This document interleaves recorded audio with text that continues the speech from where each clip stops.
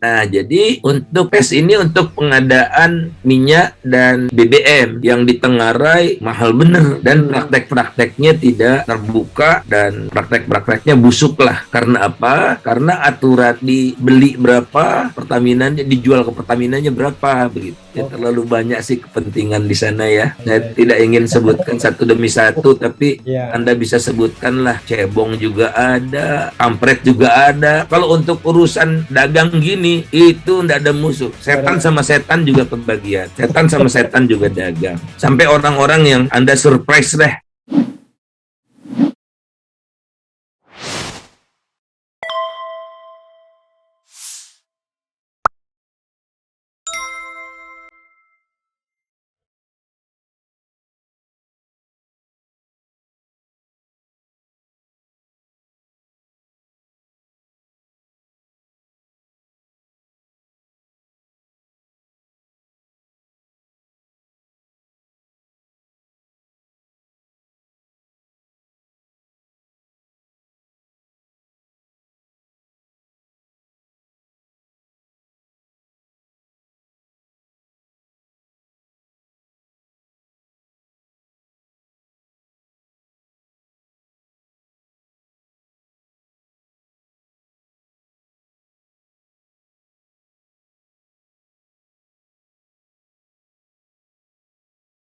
Pertama-tama ini kerja kolektif, orang-orang yang diberikan sepenuhnya kepercayaan kepada saya untuk memilih timnya tanpa intervensi. Jadi saya dapatkan orang-orang terbaik di dalam pemerintahan, dari kampus maupun dari pengamat migas gitu. Tapi pengamat relatif sedikit, kebanyakan orang-orang minyak yang ada di BP Migas atau SKK Migas ya, orang kementerian, orang Pertamina pun gitu ya, orang Pertamina ada. Kemudian akademisinya ada Fahmi Radi sama Ibu Profesor sekarang Rofiko Rohim. Kemudian ada beberapa lagi lah yang saya tidak bisa sebutkan terlalu cepat gitu ya. Nah, jadi kita diberikan otoritas penuh dan saya minta komitmen apa yang kami lapor itu hari itu juga kami laporkan kepada publik. Tidak ada yang ditutup-tutupi, tidak ada yang disunat, baru saya mau. Jadi transparan semua dan dibuka akses kepada siapapun untuk data ya. Pertamina juga sangat kooperatif ya, luar biasa lah. Nah, kemudian apa sih tugas utamanya? Nama timnya itu apa waktu itu? Tim Reformasi Tata Kelola Migas Nasional. Tapi biasanya anti mafia migas gitu ya. Ya, ujung-ujungnya ke situ juga. Kementerian SDM ya? Ya. Oh, ya, oke. Nah, concern kita kan waktu itu, Pak Jokowi juga concern waktu kampanye kan mafia migas, sepak terjang Reza Khalid dan kawan-kawan ya, yang akan dibubarkan oleh Pak Dahlan Iskan waktu dia Menteri BUMN itu, Petral, sebetulnya PES ya, Petral itu bapaknya PES. Oke lah kita sebut Petral saja, tapi sebetulnya PES ya, di Singapura dibubarkan, rame. Pak Dahlan Iskan langsung dipanggil sama presiden gitu, jangan diteruskan ini gitu, presidennya Pak SBY.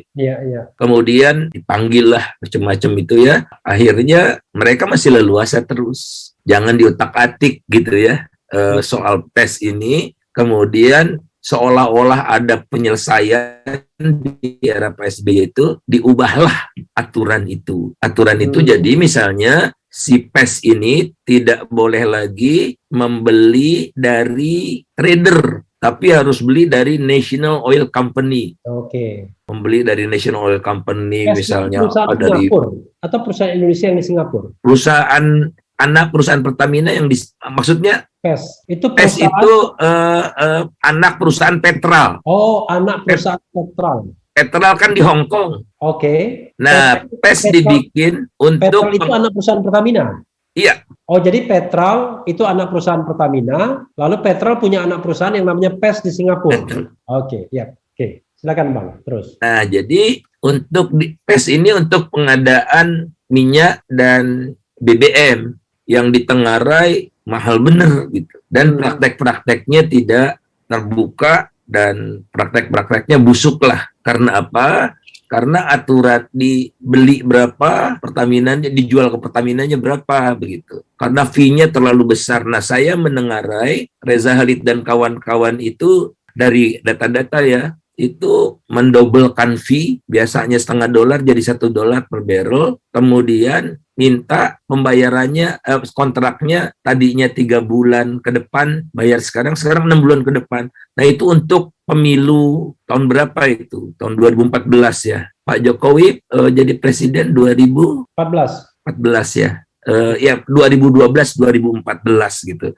Saya di rekomendasinya kita minta audit forensik pengadaan minyak 2012-2014. Oke. Nah, itu uang minyak bertebaran tuh di situ kan. Anda tahu sendiri kan, Prabowo Hatta Rajasa waktu itu juga kantor pusatnya kan di rumah Reza Halid. Oke. Di Polonia itu.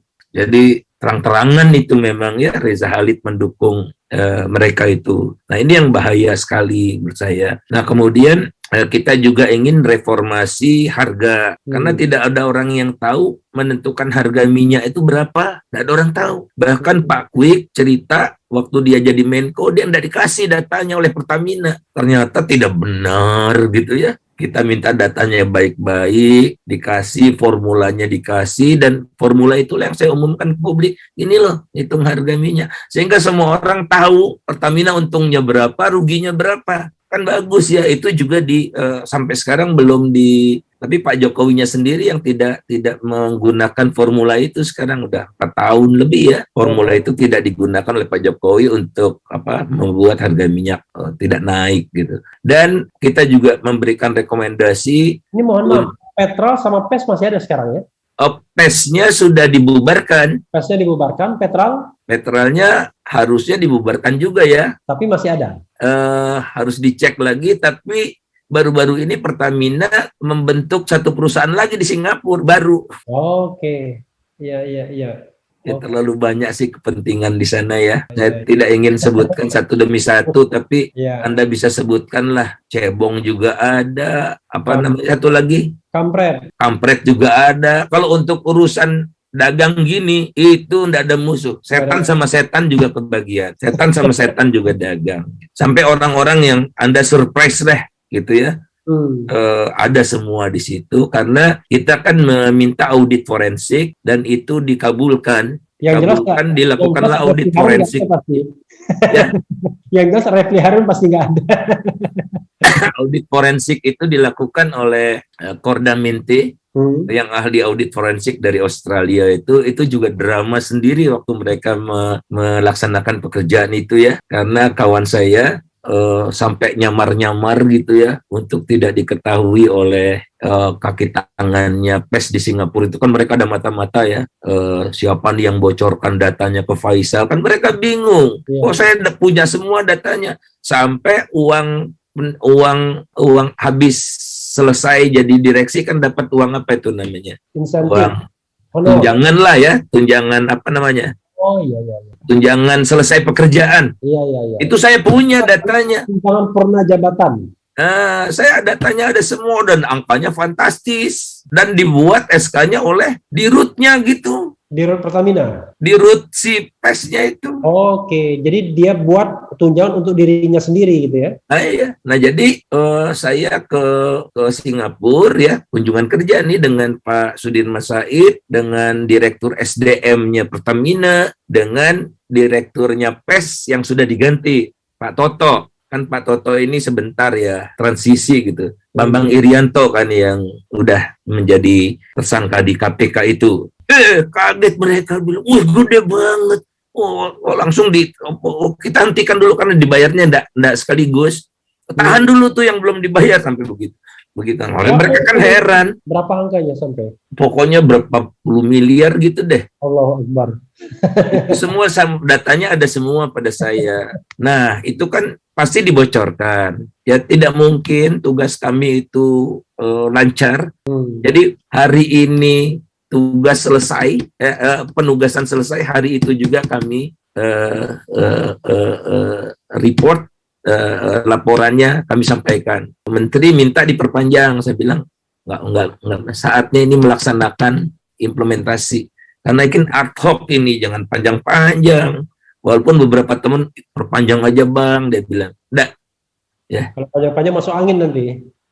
Masuk angin atau enggak ada gunanya lagi kan. tugasnya udah selesai, kita sudah kasih jalan, dan alhamdulillah waktu itu yang harus saya katakan yang mendukung itu percepatan ini Pak Dwi Sucipto waktu itu Dirut Pertamina. Oke. Kemudian proses pengadaan minyaknya juga dibenahi oleh Pak Dwi Sucipto, ya, walaupun dia banyak diganggu oleh wakil direkturnya, ya. Kan ada wakil direktur utama dibikin oleh Rini Sumarno. Yang kemudian di Kementerian BUMN akhirnya jadi staf khusus kalau salah. Ya, nah itu perusaknya tuh. Jadi Pak Dwi sampai tunjukkan kepada saya ya WA dari orang ini gitu yang apa udah patut lah gitu. Nah akhirnya kan ada alasan untuk memecat Dwi Sucipto kan. Nah itulah scrimmage-nya di Pertamina sehingga ya prosesnya mudah-mudahan apa yang telah dibuat oleh kawan-kawan. Kebetulan anggota tim kami Daniel Purba ditunjuk jadi ketuanya tim pengadaan itu ISC. Namanya ISC, namanya apa ISC itu ya Integrated Supply Chains. Itu yang melakukan pengadaan minyak itu. Kan itu yang parahnya di situ. Nah, jadi Daniel Purba yang diangkat situ setelah tim ini selesai ya. Dan Daniel Purba kan udah tahu apa yang harus dilakukan. Terbuka, siapapun boleh masuk gitu. Tapi Daniel Purba mungkin diganti ya oleh direksi barunya. Nggak tahu saya. Tapi mudah-mudahan tetap jalan ya. Aturan-aturan yang sudah dibuat. Kan sayang sekali kalau muncul lagi mafia baru.